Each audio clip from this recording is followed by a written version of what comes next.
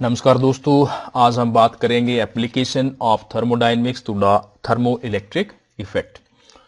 Thermoelectric effect में हम thermocouple को यूज करते हैं और थर्मोकपल जो है as a reversible heat engine काम करता है और हीट इंजन जो है it is one of the basic thermodynamical concept. तो आज हम इन दोनों चीजों को आपस में कोरिलेट करेंगे कि जो थर्मोइलेक्ट्रिक इफेक्ट हैं, सीवैक इफेक्ट, पेल्टियर इफेक्ट और थॉमसन इफेक्ट जो हमने डिस्कस किए थे, वो रिवर्सिबल हीट इंजन के कैसे इक्विवेलेंट हो सकते हैं या रिवर्सिबल हीट इंजन से हम कैसे इसको एक्सप्लेन कर सकते हैं। मैंने आपको स्टार्टिंग में यहां से थर्मोइलेक्ट्रिक इफेक्ट में बात शुरू की थी कि थर्मोइलेक्ट्रिक इफेक्ट या सीवैक इफेक्ट होता है।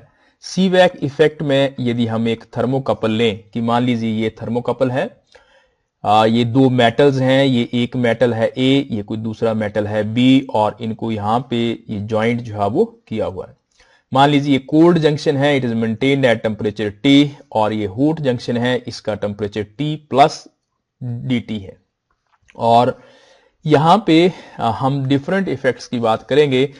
पहला है सीवैक इफेक्ट, यदि इसके जो दो जंक्शंस हैं उनको डिफरेंट टेम्परेचर पर मेंटेन किया जाए, एक T प्लस dt पर हॉट जंक्शन और दूसरा जो है T टेम्परेचर पर कोल्ड जंक्शन, तो इसके इस थर्मोकपल में अपने आप एक करंट या EMF जो है वो जनरेट हो जाती है, जिसको हम सीवैक इफेक्ट जो है वो कहते हैं। फिर हमने कहा था पेल्टियर इफेक्ट। पेल्टियर इफेक्ट जो है वो सीवैक इफेक्ट का रिवर्स था कि यदि हम करंट पास करवाएं, कि जो थर्मोकपल है उसमें करंट पास कराएं, तो अपने आप ही जो एक जंक्शन है उसका टेम्परेचर T प्लस dt हो जाएगा, मीन्स हायर हो जाएगा, और दूसरे का जो है वो लो हो जाएगा। इसको हमने कहा था पेल्टियर इफेक्ट। और इसके साथ एक और चीज थी जिसको हमने कहा था थॉमसन इफेक्ट। थॉमसन इफेक्ट में यदि हम जो मेटल्स हैं ए और B metals, if they are maintained at different temperature, तो एक मेटल जो है ए ये हीट को एब्जॉर्ब करेगा और दूसरा जो है वो बी जिसको हम कह रहे हैं बी, वो हीट को जो है वो इवॉल्व करेगा along the length of the wire. तो कुल मिला के हम ये कह सकते हैं कि जो सीवैक इफेक्ट की वजह से EMF जनरेट होती है, वो EMF जो है इक्वल होती है जितनी पेल्टियर इफेक्ट की वजह से EMF यूज होती है, प्लस जितनी जो है वो थॉमसन इफेक्ट की वजह से नेट इवॉल्व होती है या यूज होती है। इन दोनों को थॉमसन EMF और पेल्टियर EMF को यदि हम सम करें तो वो सीवैक EMF के बराबर हो जाती है। तो हम मान लेते हैं कि हमारे पास एक थर्मोकपल है और इस थर्मोकपल में H जो हॉट जंक्शन है it is maintained at temperature T plus dt, और जो कोल्ड जंक्शन है it is maintained at temperature T।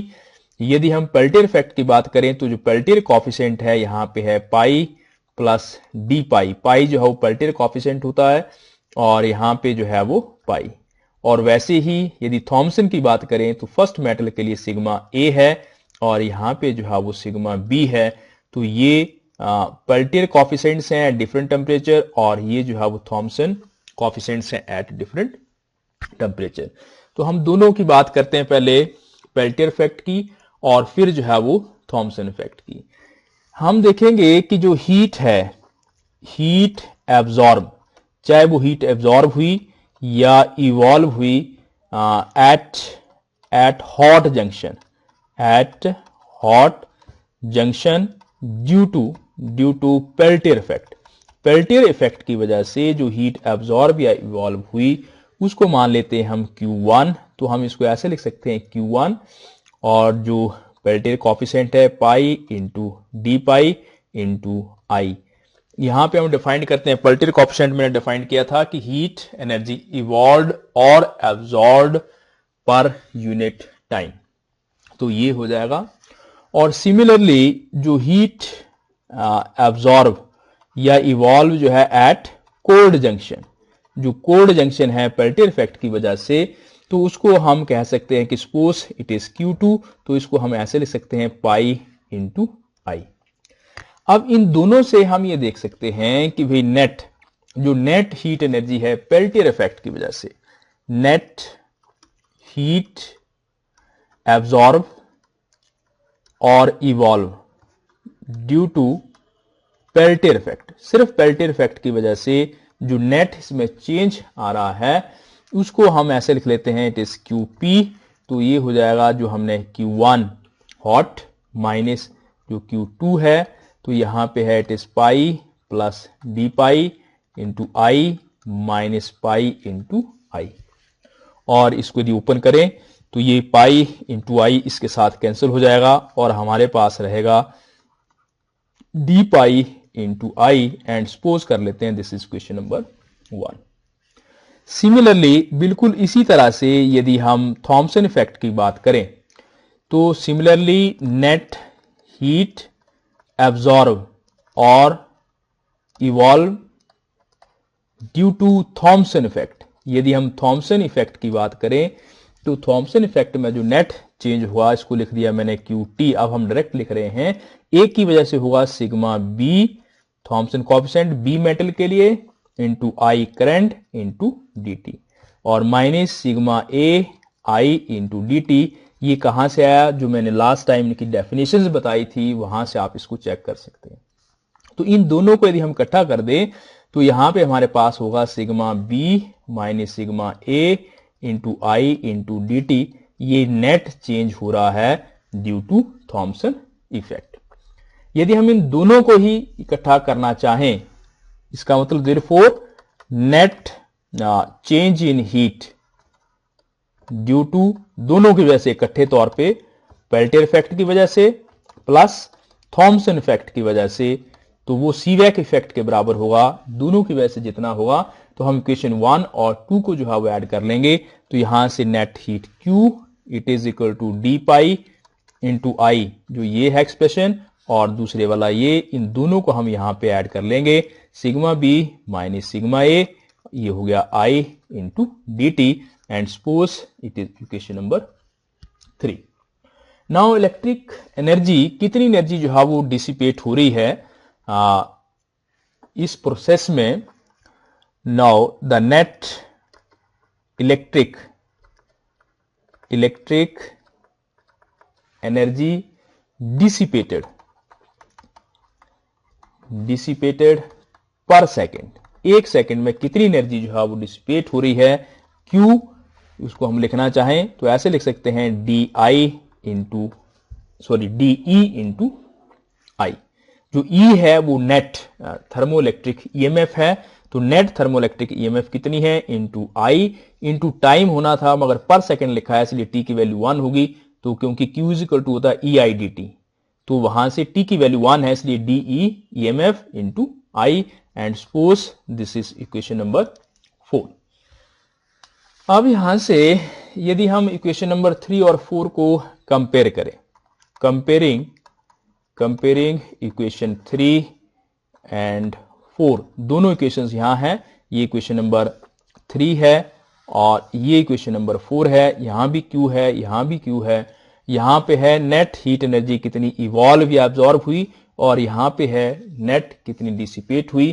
तो ये दोनों चीजें जो है वो आपस में इक्वल होनी चाहिए, इसलिए हम इक्वेशन नंबर 3 और 4 को आपस में यदि इक्वेट कर दें तो ये हो जाएगा D E I it is equal to D pi I plus sigma B minus sigma A into I into D T. तो ये आई और ये आई ये आपस में जो है वो कैंसिल हो जाएगा और हमारे पास जो एक्सप्रेशन रहेगा it is D E it is equal to D pi plus sigma B minus sigma A into D T. And suppose it is equation number 5।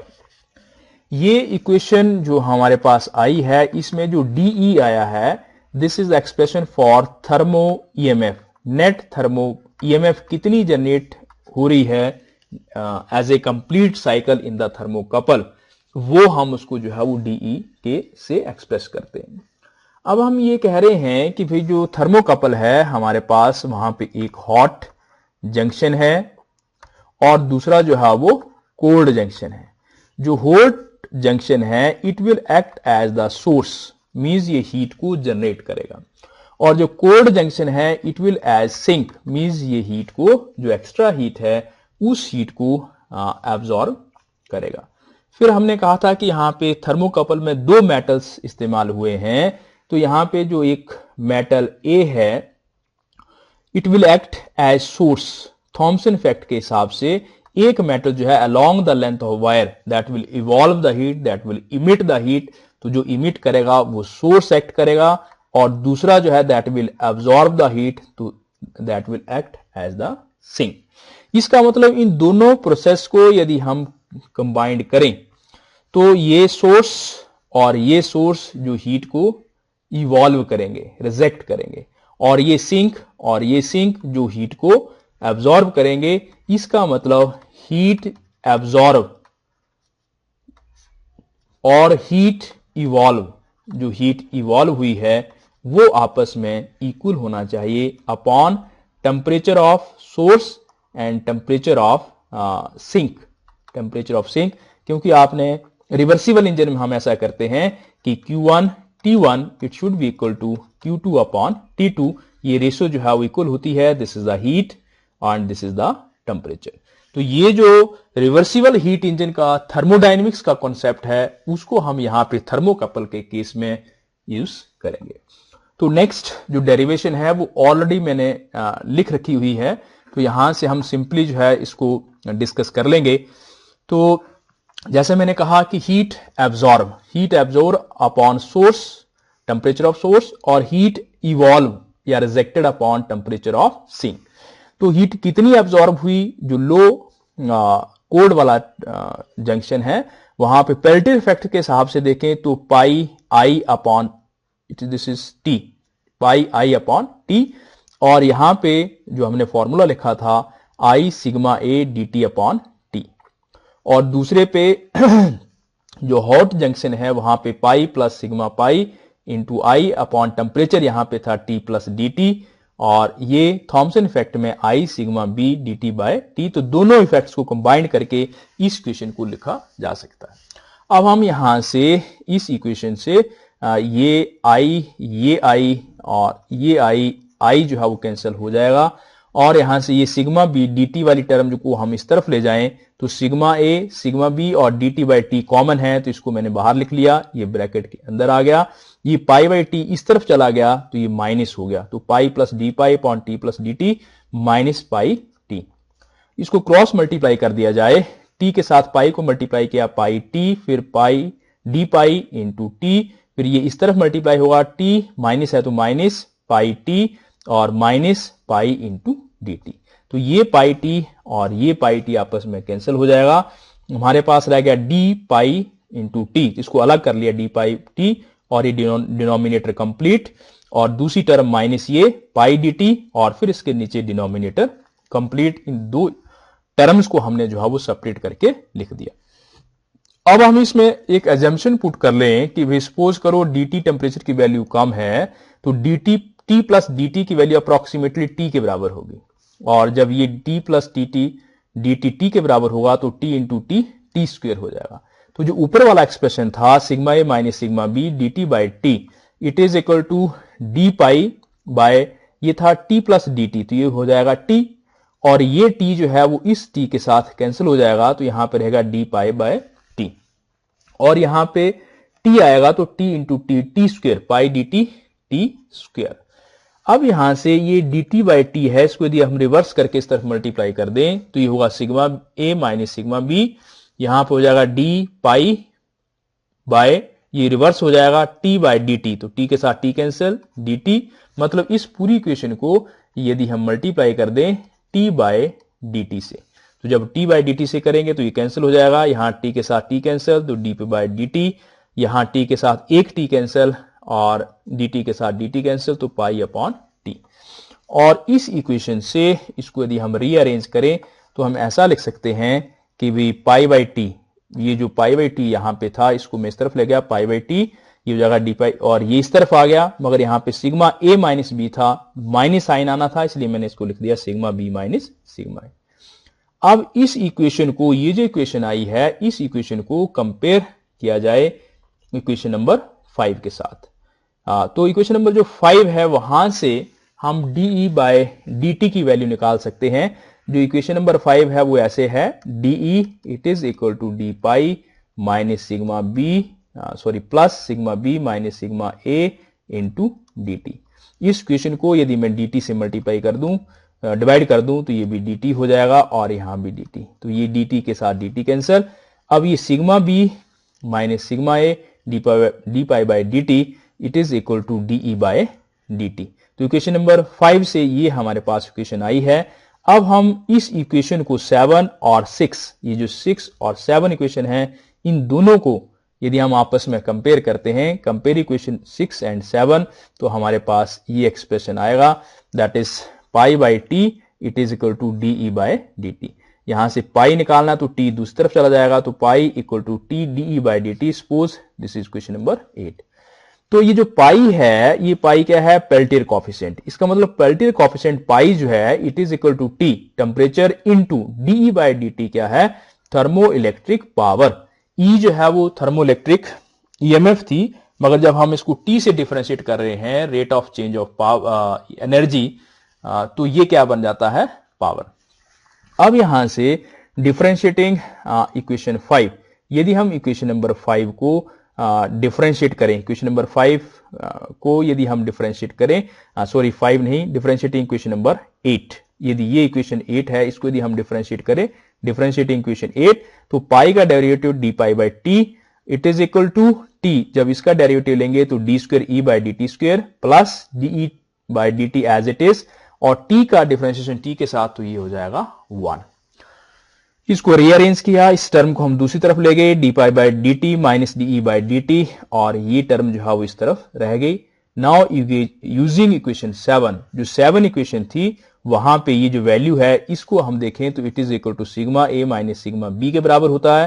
तो इसकी जगह पे ये पुट कर दिया जाए तो यहां पे ये एक्सप्रेशन आता है, sigma A minus sigma B it is equal to T D square E by D T square. तो ये थर्मो इलेक्ट्रिक पावर के जो कॉफिशेंट्स हैं, थर्मो इलेक्ट्रिक इफेक्ट के जो कॉफिशेंट्स हैं, सिग्मा ए सिग्मा बी, वो रिलेटेड हैं with the thermo electric power या थर्मो इलेक्ट्रिक EMF, जो जनरली कई बार इस इक्वेशन को दिया होता है और एग्जाम में आपको पूछते हैं कि ड्राइव दिस इक्वेशन, तो आपको यहां तक करना है। यदि हम ये मान लें कि भाई जो दूसरा मेटल था, मेटल बी था, वो लेड है।